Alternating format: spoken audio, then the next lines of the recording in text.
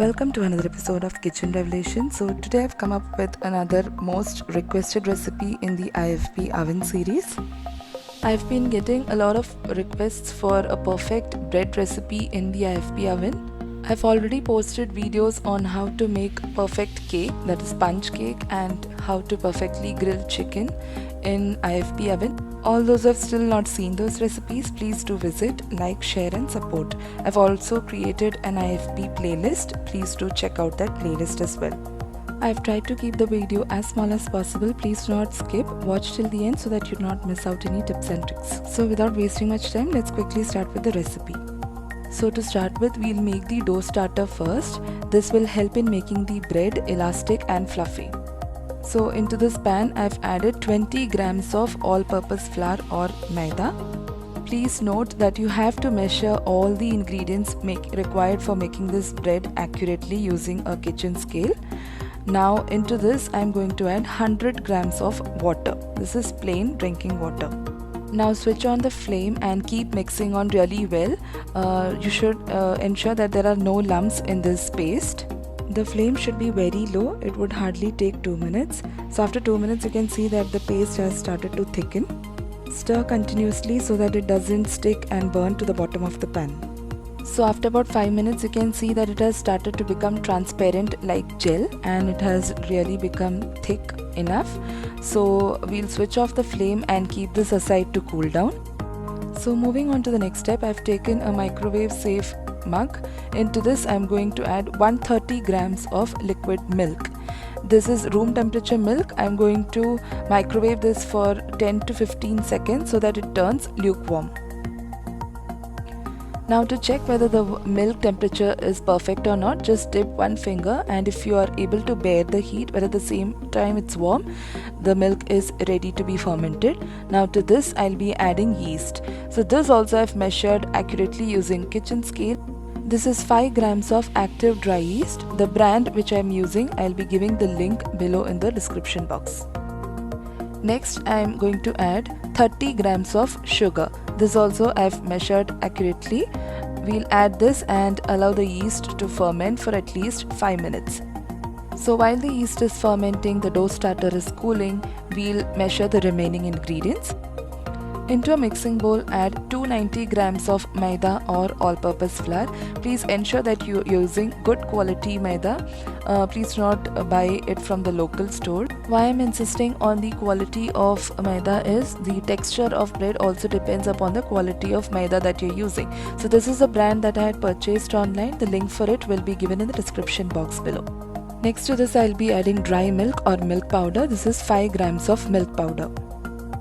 Now mix this really well. Into this dry mixture, add the yeast slurry or the warm milk and yeast mixture. Try to use yeast which is purchased recently because it will help to ferment really well. Else, if the yeast is expired, the milk will not ferment. If you're new to this channel, please do not forget to subscribe and also click on the bell icon next to it for regular updates. Please do try out the recipes and do share the feedback in the comment section below. Let me know if you want to learn any more IFB or any other recipes.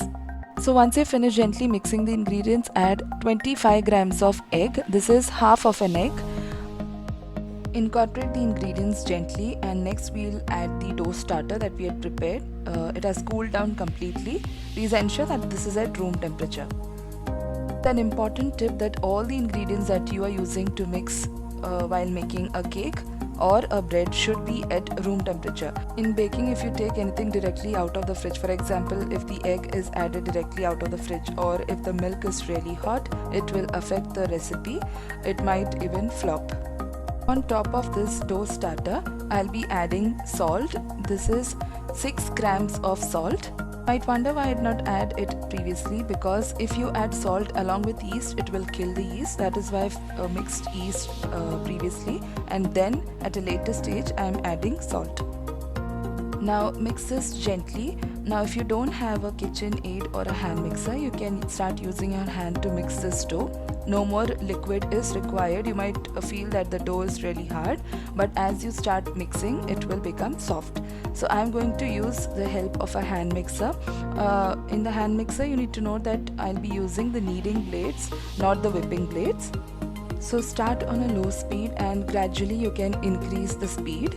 You need to knead for about 10 minutes. Even if you're using a hand mixer or if you're using your hands to mix the dough, you need to mix this for a good amount of 10 minutes.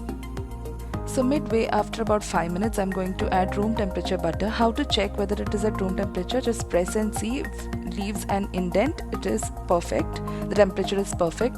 This is 25 grams of butter. I'll be adding this in batches. To take the measurement of butter, it would be better if it is really hard, directly taken out from the fridge. You can cut them into small cubes and check the measurement and then keep it to come down to room temperature. So here I've added 1 cube and now I'm going to knead the dough again. So it's been almost 8 minutes that I've been kneading the dough. Now I'll be adding 1 more cube of butter and then I'll knead the dough once again for 2 more minutes, that is total of 10 minutes. So after about 10 minutes you can see that the dough has started to become soft and fluffy. Now I'll add the final cube of unsalted butter and then knead it for about just 1 or 2 minutes again with the hand mixer. So now almost 10 minutes are over and the dough has started to leave the sides of the bowl. So now we'll knead the dough for about 3 minutes on the kitchen countertop. So before that I'm just applying a little bit of oil on the counter so that it doesn't stick. I've greased my palms as well with oil. You would have noticed that throughout the kneading process I've not added any more liquid or any more flour. So the final step is just stretching the dough and beating the dough on the kitchen countertop so that it smoothens out really well. Now to check the consistency of the dough, when you stretch it should become transparent. See, it should become transparent like this. It will be sticky but at the same time it should come out from your hand. So now we finished mixing the dough. It took me around 15 to 16 minutes in total. Next is the proofing of the dough or allowing the dough to rise. So I have greased a bowl well with oil and next I'll be adding the dough into this greased bowl. Before transferring, once again I'll be greasing my palms with some oil and then gently take the dough, make it into a small smooth bowl and then transfer it into the greased bowl.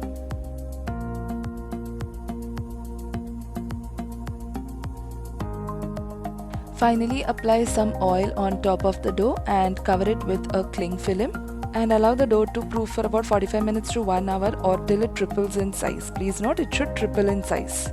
It took me 1 hour to proof this dough. If you are in a cold climate, it might take longer. But if you are in a hot and humid climate, it might take 45 minutes. Another trick to proof the dough very quickly, you can place it in the oven light. Just switch on the oven, place the bowl inside and do not close the oven door completely. I would also like to share one more tip to check whether your dough is successful or not. Just poke inside and if the dough is not forming, regaining its shape, or if it is not filling the hole, it means that your dough is perfect.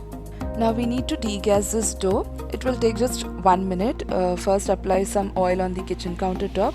Bring this dough onto the countertop and knead for about 1 minute. Once you finish kneading the dough, divide it into 2 equal parts. Roll the 2 parts into small bowls and we'll go for the second proofing. Here it won't take too much time, just 15 to 20 minutes or till both the rolls double in size. So before proofing, apply some oil and using a cling film, just gently cover it. No need of covering it entirely. So I had kept it in the oven light for 20 minutes and you can see that after 20 minutes it has doubled in size. Now once again bring both these balls onto the kitchen countertop. Once again I'm going to degas these bowls by gently kneading them for 1 minute each. Once you finish kneading, add in some flour on the countertop just to roll out this dough. Using your fingers, first gently stretch the dough and then finally use a rolling pin to stretch it into a rectangular shape. Once you finish rolling out, just check the length of the bread tin. If it matches, you can stop stretching it out. Now gently roll in from the sides. So this is how you should do it, roll and pinch. Okay, so you should roll and then pinch so that there is no chance for any air formation inside after you finish rolling it in. Once you finish rolling it into a log, place this aside and repeat the same process with the next ball of dough. Now place one log of dough on top of another diagonally and make a twisted formation as shown in this video. Now take your bread tin and add some butter, apply it generously and place this dough inside this tin. Now tuck the dough into all sides of the bread tin and apply some oil on top. Cover it with a cling film and then we'll go for the final proofing. Once again, I'll be placing the dough in the oven light for 30 to 45 minutes or till it doubles in size. So after about 45 minutes, our dough has doubled in size. It has risen really well. Once again, I would like to mention, if you are in a hot and humid climate, the dough will rise very quickly. So you need to make a point of that. Once the dough doubles in size, you can start with the baking process. So in our IFB oven, to start with the baking process, I've placed the pizza plate or the baking tray. Now I'll select the temperature. I've set the temperature to 160 degrees Celsius on convection mode and then I'll press the start button. So while the oven is being preheated, we'll give an egg and milk wash to this bread dough. This is done so that you get a nice and shiny and flaky crust. For this, I've taken 1 teaspoon of egg and 1 teaspoon of milk. Mix it and apply it on top of this bread dough and place it into the preheated oven. So the oven gets stopped automatically once it gets preheated to the desired temperature or the set temperature. Place the bread tin inside, close the oven. Now select the timing. I am going to select 30 minutes and then press start on the start button. So after about 26 minutes, I'll just check how the bread has turned out. You can see it has a nice flaky crust. Now to check if the bread is done or not, gently knock on top of the crust, and if it gives you a hollow sound, it means that the bread is done. Allow the bread to remain in the tin for at least 15 minutes before you demold. Also brush on some butter on top of the crust so that it gives a nice and shiny crust. After you finish applying butter, place a clean and damp cloth on top of the crust so that it becomes soft. So after about 15 minutes, we will demold this bread by just running a knife around the edges.